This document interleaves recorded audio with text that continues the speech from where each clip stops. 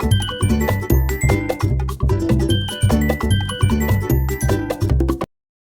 Guys, welcome to my channel the Calcutta junction. আমি ঋত্বিক। তো এখন আমি এসেছি দিল্লির অতি প্রাচীন আগ্রাসন কি বাউলিতে।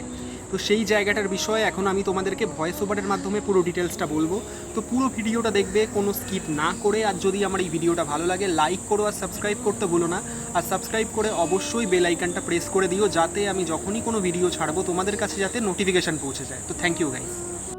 নমস্কার, আমি ঋত্বিক আর আপনারা দেখছেন দ্য ক্যালকাটা জাংশন। স্বাগত জানাই আপনাদের দিল্লি ব্লগ 15-এ। আজকের জায়গাটা দিল্লির অন্যান্য দর্শনীয় স্থানগুলোর থেকে একটু আলাদা, কারণ বাইরে থেকে দেখলে হয়তো এটাকে শুধুই একটি পুরনো স্থাপনা মনে হবে, কিন্তু এর নিচে নামতে নামতে আপনি পৌঁছে যাবেন এমন একটা ইতিহাসের সামনে যার অনেকটাই আজও রহস্যে ঘেরা। আজ আমরা এসেছি দিল্লির আগ্রাসন কি বাউলিতে।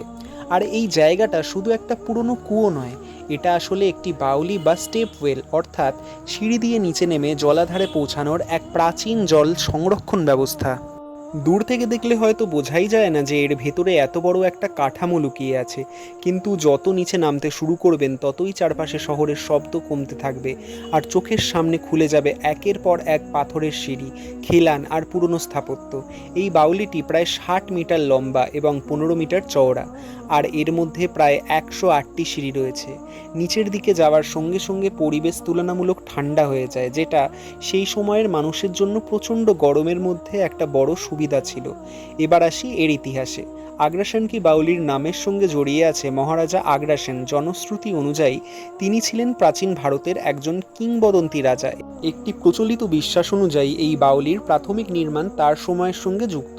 কিন্তু এখানে একটা গুরুত্বপূর্ণ বিষয় রয়েছে, এই বাউলিটি ঠিক কে কখন তৈরি করেছিলেন তার নির্ভরযোগ্য ঐতিহাসিক প্রমাণ আজও পাওয়া যায়নি। সরকারি পর্যটন তথ্যও বলছে এই নির্মাণের সঙ্গে সঠিক উদ্দেশ্য নিয়ে নিশ্চিত কোনো তথ্য নেই। বর্তমানে যে স্থাপত্য আমরা দেখতে পাচ্ছি সেটি সম্ভবত 1400 শতকে তুগলক বা লোধি আমলে পুনর্নির্মাণ বা সংস্কার করা হয়েছিল। অর্থাৎ এই জায়গায় ইতিহাসের একটা অংশ ইতিহাস আর একটা অংশ বহু বছরের জনশ্রুতি বা কিংবদন্তি। আর এই কিংবদন্তির কারণেই আগ্রাসন কি বাউলিকে ঘিরে তৈরি হয়েছে আরও এক রহস্যময় গল্প, ভূতের গল্প। অনেক বছর ধরে প্রচলিত রয়েছে যে এই বাউলির জলে নাকি একসময় অদ্ভুত কালো রঙের একটা প্রভাব ছিল। লোককথায় বলা যায় সেই জলের দিকে তাকালে মানুষ নাকি এক ধরনের ঘোরের মধ্যে চলে যেত এবং জলের দিকে আকৃষ্ট হয়ে পড়ত।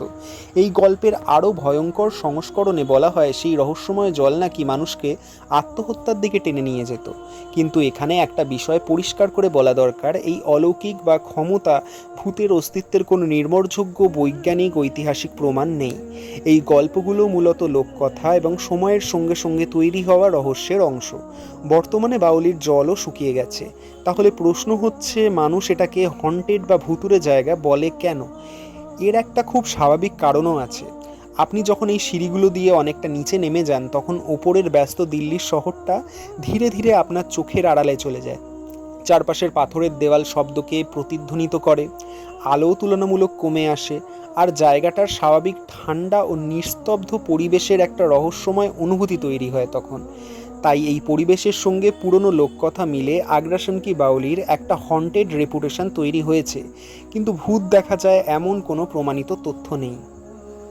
এই ছিল আমাদের আজকে দিল্লি ব্লগ 15। খুব ছোট করে ভিডিওটা আমি করেছি। আশা করছি এই ছোট্ট ভ্রমণের মাধ্যমে আগ্রাসন কি বাউলিকে আপনারা শুধু একটা পুরনো জায়গা হিসাবে নয়, বরং ইতিহাস, স্থাপত্য এবং লোককথার একটা অসাধারণ মিশ্রণ হিসাবে দেখতে পেয়েছেন। পরবর্তী ব্লগ 16-এ থাকবে চাঁদনি চক। সেই ভিডিওটাও আপনাদের দেখতে হবে। আর এই ভিডিওটা যদি ভালো লাগে অবশ্যই সাবস্ক্রাইব করে বেল আইকনটা প্রেস করে দেবেন। এর ফলে আমি যখনই কোনো ভিডিও ছাড়বো সেই ভিডিওগুলোর নোটিফিকেশন তোমাদের কাছে পৌঁছে যাবে। তাহলে দেখা হচ্ছে পরবর্তী ব্লগে।